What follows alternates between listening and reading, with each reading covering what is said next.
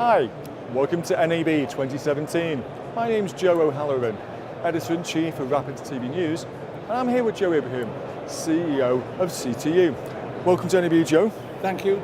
The show's exciting as ever, and 2017's been quite a year already. What's the general trends and dynamics you're seeing in the broadcast market?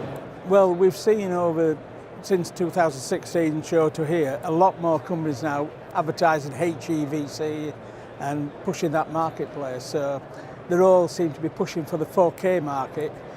We're pushing more towards showing what we can do with the compression system so it suits everybody. So it'll go to all markets, even the people with poor connectivity.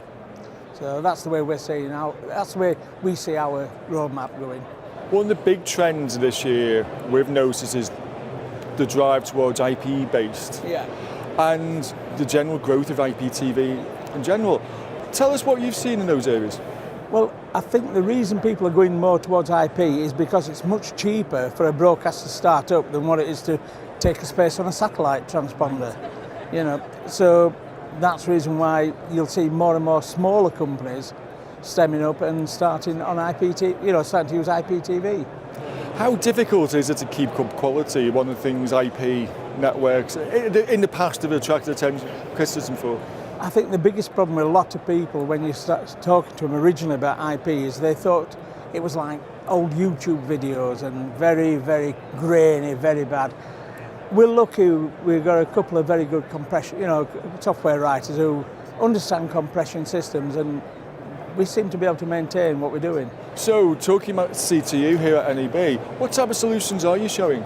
We are showing an Aludo playout system, which is a very intelligent playout system, and it'll ingest any sort of file you want and play it out. But the intelligent thing is it'll only stream what you want it to stream. So other playout systems are normally streaming content 24/7, even if nobody's watching it.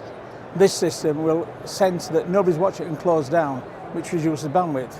We've deployed it already in the Caribbean, and the broadcaster in the Caribbean has now found his consumption go down from 295 gigabits to 24 gigabits a month. So it does show a tremendous saving.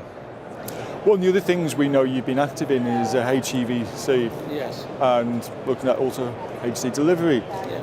What are you showing here in that regard? Well, what we're showing here, Joe, is different forms of our compression system. We have, just here, sorry, have I done that wrong? Just here we have 3 demonstrations. The one on the left is running at 850K, the one in the middle is running at 350K, and the one on the right is running at HD at 1250, 1.25 megs.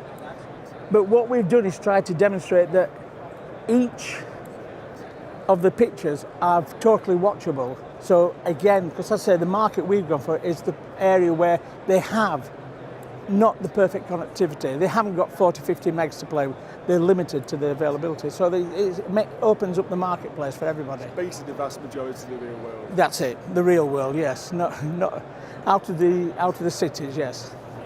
The other trend that's been interesting here has been like customization and personalization. How do you see that developing? Well, from CTU's point of view, we can customize anything to suit any individual client. We've just brought out a new system direct for hotels, which is based on the Aludo HEVC. But as I say, from customizing point of view, again, because we're a small team, we can do it quickly to suit each individual client. And do you think they particularly appreciate their meeting companies the same pay size? Sorry? And do you think such customers appreciate they're meeting a company who's more or less on a peer level? Yeah, I think it's, as I say, we've just had a meeting this morning with a company, and they were really impressed in what we were offering to do for them. So we'll just see. I think if you can talk to people on a one-on-one level, and they can talk to the programmers, and sometimes people get very technical, and I have to admit, the technical side of it, I know so much, and then we hand it over to the technical guys because they talk. They're more understanding to all of this. What do you hope to get out of the show this year? Sorry? What do you hope to get out of NAB 2017? Well, 2017, we're hoping to pick up a couple of new clients. That's it. We don't come to this show with massive expectations. We come here to find a couple of decent new clients and introduce our wares. And basically, it's more of a PR job to demonstrate what we can do, so people can actually see it with their own eyes and not just say, oh, this is what you supposedly can do. You can actually see what we do. And what's going to be on the product roadmap for the next 12 months? Well, we've got a few other things. We've got Tesla, which we're working on, which is a monitoring system. We're working on a new product, which at this present moment in time is a bit hush-hush because we haven't quite got it right. But again, we're just going to develop what we can and what we're on our present range and enhance it even further. You mentioned monitoring. What do you think are the challenges to those companies deploying monitoring? Well, again, the biggest problem we've had with the monitoring systems we do is it's all designed for you as a client to have it designed to suit your own self. So we're not turning around saying you have to have this, you have to have that. We give you basically an open book and say this is the back door of it all. This is how you design it.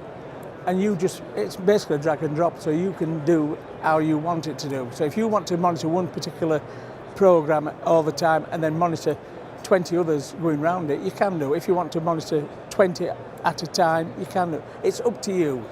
You know, as I say, it's all a retrofit.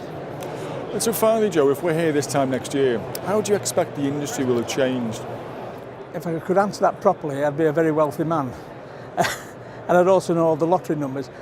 From what I've seen, from the change from last year to this year, I think there'll be people moving more and more on towards a lot more companies demonstrating 4K properly, more 4K available everywhere, or HEVC, and we'll see what advert comes in, what comes out of the 8K market, because let's say people are jumping on that at present and they haven't even completed the 4K market. What effect do you think HDR?